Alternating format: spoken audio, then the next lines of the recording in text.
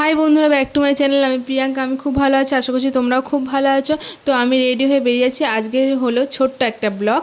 তো যদি ভালো লাগে তাহলে লাইক, কমেন্ট, সাবস্ক্রাইব সব কিছুই করে দিও। আমি এদিকে বেরিয়ে যাচ্ছি রেডি হয়ে একটু বাজারে। তো আজকে আমরা একটু জুতো কিনতে যাচ্ছিলাম, তো সেই ব্লগটা তোমাদের সঙ্গে শেয়ার করছি। তো আমরা এদিকে জুতোর দোকানের সামনে চলে এলাম, আর এইদিকে চলছিল আরজি কর নিয়ে আন্দোলন চলছিল।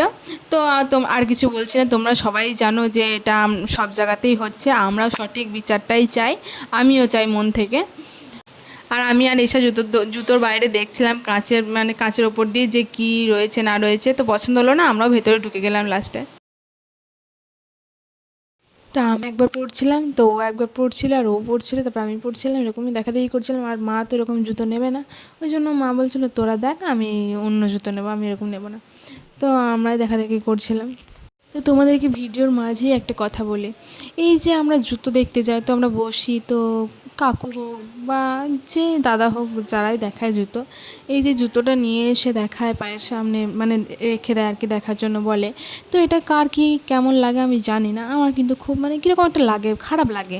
মনে হয় কি যে এরকম হতো যে জুতোগুলো রাখাই থাকতো, আমরা গিয়ে দেখে নিতাম, আমাদের যেটা পছন্দ হতো সেটা আমরা কাউন্টারে গিয়ে বলতাম এটা আমাদের পছন্দ হচ্ছে, এটা বিল করে দিন, ঠিক আছে। এরকমটাই সিস্টেমটা ভালো না? কিন্তু এরকম সিস্টেম নয় আর কি।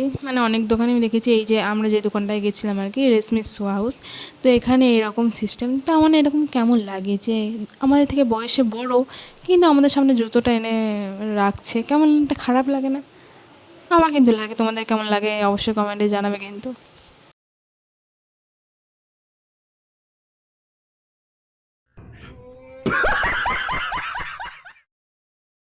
আর আমরা কেনাকাটার পরে ওখান থেকে চলে এলাম। চলে আসার পরে আমরা এখানে ফুচকার দোকানে চলে এলাম। মারা সবাই ফুচকা খাচ্ছিলো, কেউ ফুচকা খাচ্ছিলো, কেউ দই ফুচকা খাচ্ছিলো, আমিও দই ফুচকাই খেলাম। তো ওখানে ভিডিও করছিল আমার যে আমি দই ফুচকা খাচ্ছি, কিন্তু আমি কিন্তু দীপের ভিডিওটা আমিই করেছি, কিন্তু দীপ যে আমার ভিডিও করছিলো সেটা আমি বুঝতে পারিনি। ও তো কখনো ভিডিও করে দেয় না আমাকে, ওই জন্য আমি ভাবছিলাম যে ও ভিডিও করছে নাকি। আমি বললাম এমনি হয়তো এমনি কিছু দেখাচ্ছে, হয়তো ভিডিও করেনি। তা আমি ওখানে বুঝতে পারিনি। আর আমি এদিকে বাড়ি চলে এলাম, সেটা তোমরা দেখতেই পেলে যে আমি বাড়ি চলে এলাম। বাড়ি চলে এসে আমি ড্রেসটা চেঞ্জ করেই তোমাদেরকে জুতো দেখাতে বসে গেছি।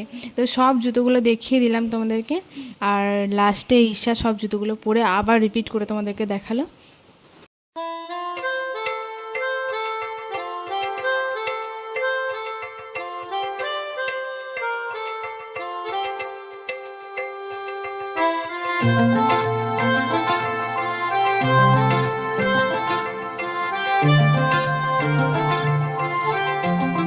পাগল হয়ে আছি তোরই কারণ, সাথে করে এনেছি নেই মন তোর হাসির ছল, তোর চুলের দল আমাকে কেড়ে নেয়,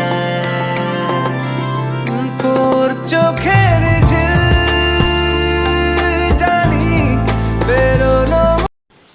এটা হলো ঈশা পরে দেখাচ্ছে, এটাও ঈশা ওই পরে দেখাচ্ছে, সব জুতোগুলো ওই পরে দেখাচ্ছে।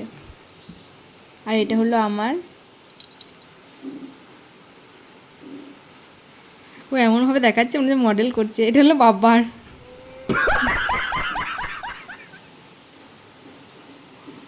এটা হলো আমার, এটা হলো মায়ের।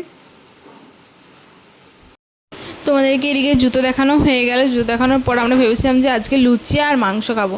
তো লুচি হচ্ছিল, মাংস দোকানে গিয়েছিল, কিন্তু মাংস পাইনি, মাংসের দোকানে মাংস শেষ হয়ে গিয়েছিল। তো কি করব, মাংস আর খাওয়া হলো না, ওই জন্য আলুর দম করে নিলাম।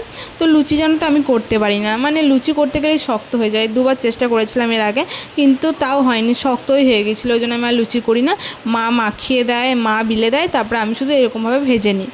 তো ওটাই আমি করছিলাম। আর আলুর দম আমি করতে পারি, মা মশলাটা ঠিক করে দিল, আর আলুর দমটা আমি নিজেই করে নিলাম।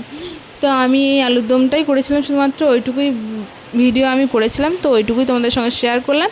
আর যদি ভালো লাগে তাহলে লাইক, কমেন্ট, সাবস্ক্রাইব সব কিছুই করে দিও। আর কমেন্ট করতে কিন্তু ভুলবে না, কমেন্টে অবশ্যই জানাবে যে কেমন হয়েছে বা কেমন লাগছে। তোমরা যদি কমেন্ট না করো তাহলে আমার কিন্তু ভালো লাগবে না ভিডিও করতে। তো আমি চাইছি যে তোমরা সবাই কমেন্ট করো আর আমার সাথে থাকো, পাশে থাকো, আমি এটাই চাই।